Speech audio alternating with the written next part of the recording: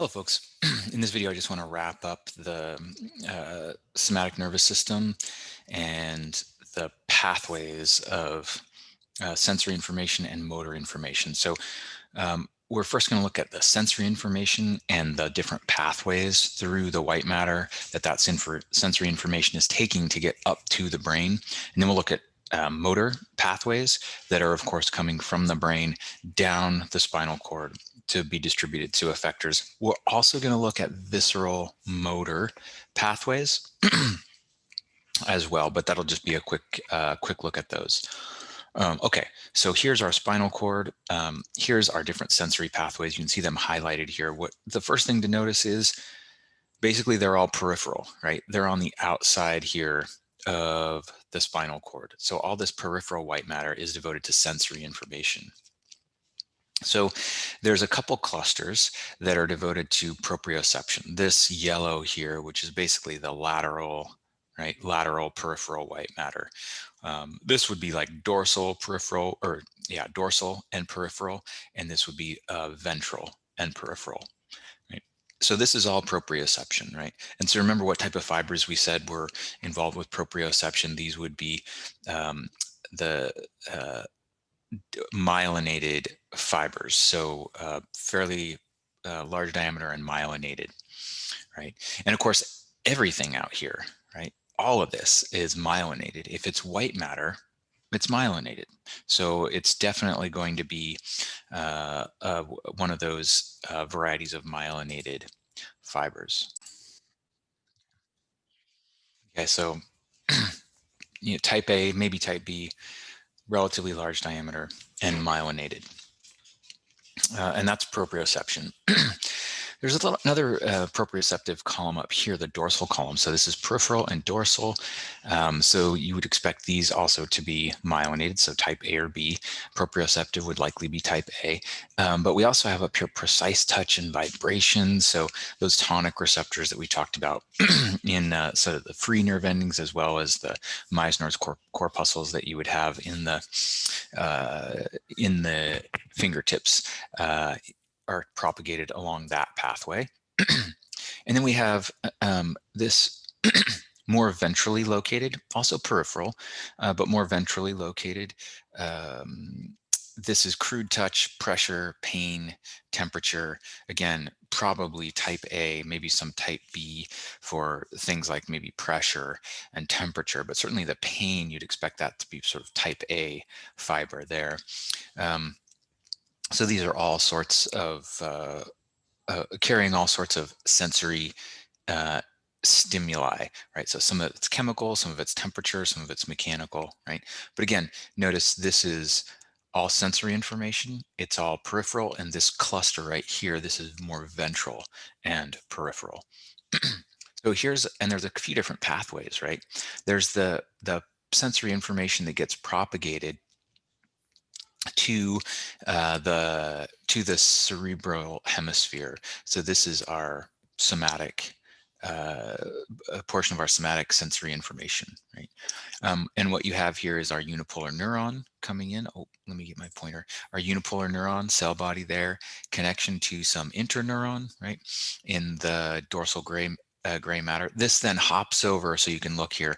This is our crude touch pressure, right? You can see the white matter down here, and it's traveling along ventral white matter, going up to the brain, synapsing in the thalamus, and then this is our third order sensory neuron that's actually projecting to the cerebrum of the brain. So we have 3 neurons in this pathway. We have the synapse where we expect it to be, right, in the somatic portion of the gray matter. So that's the dorsal gray matter. We see it hopping over, in this case, to the opposite side of the body. And in most cases, we actually have it hopping over to the opposite side of the body and going to our crude touch, right, peripheral white matter. And then going up, synapsing again in the thalamus. This is where we said some central adaptation can take place, though we haven't really talked about that yet. And then routing it off to the cerebrum. So this is a really common pattern. There's a few things that are common about it. The number of sensory neurons in this pathway, there's 3, right?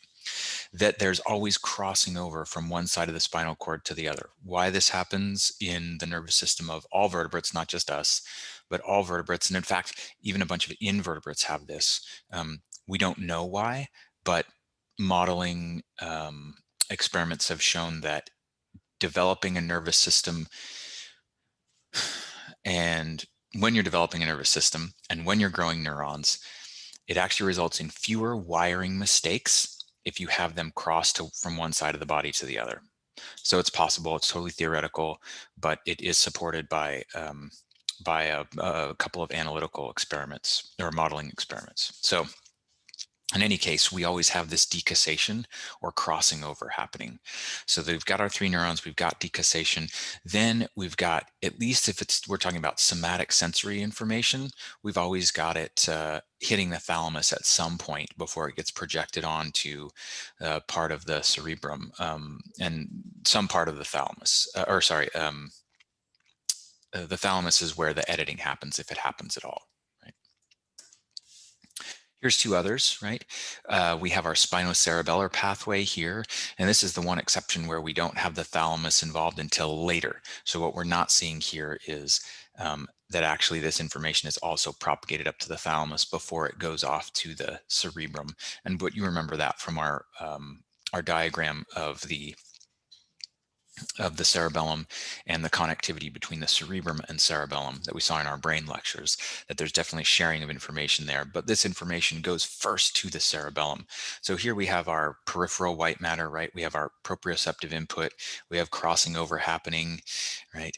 Traveling up this lateral white matter off to the cerebellum. The other weird thing about this is there's only 2 motor neurons in this pathway, right? Only 2 motor neurons. And then finally, the posterior column pathway, which we saw here, this dorsal stuff, right?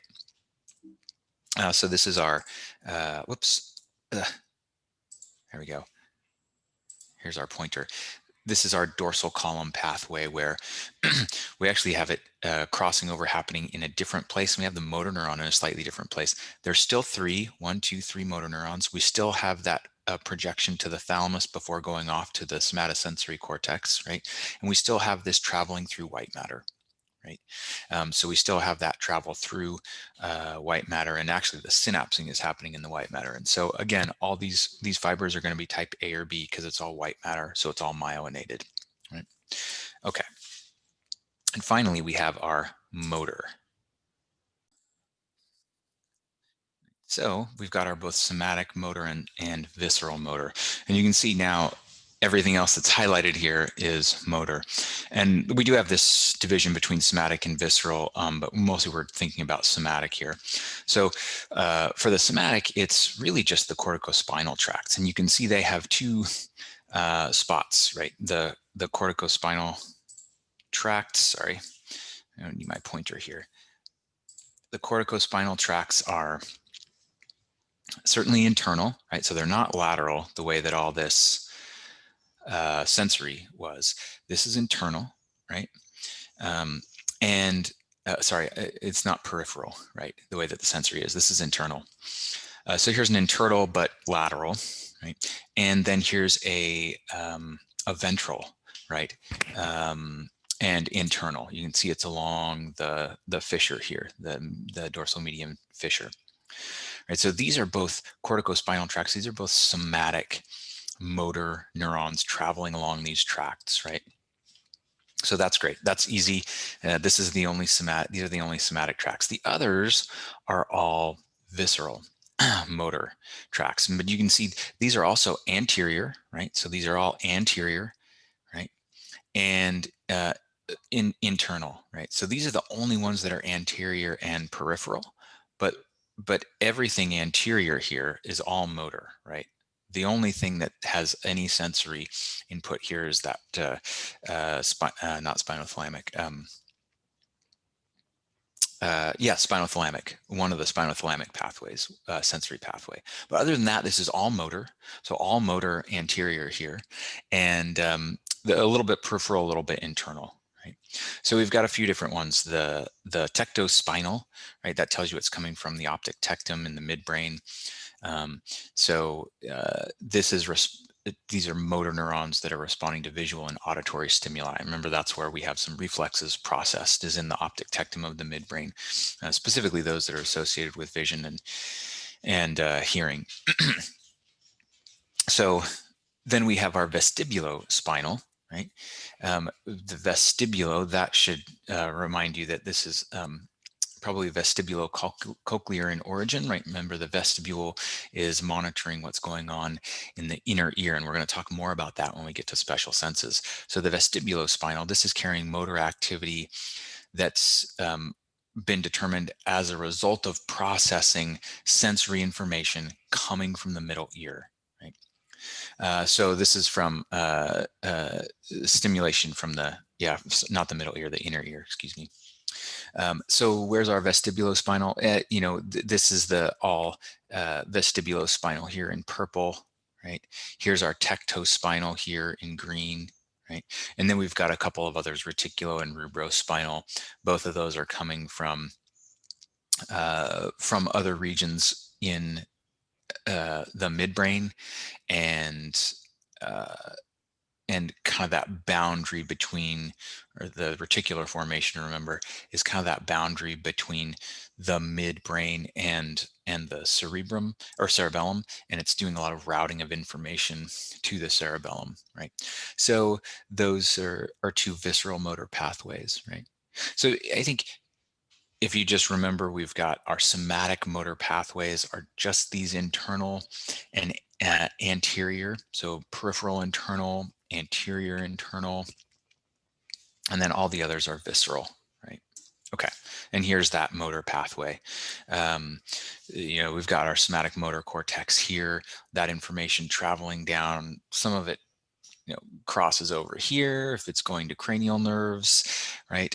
The skeletal muscles that are controlled by cranial nerves. Some of it's waiting till we get down into the medulla oblongata to decussate or cross over to the opposite side. And then here's our, of course, connecting to our motor neuron in the ventral region of the gray matter, right, to go off and affect skeletal muscles. And notice here that we've only got two motor neurons in this pathway, right? And this is fairly typical for motor output. We saw that when we looked at the beginning at the differences between the sensory and then motor portions of the nervous system.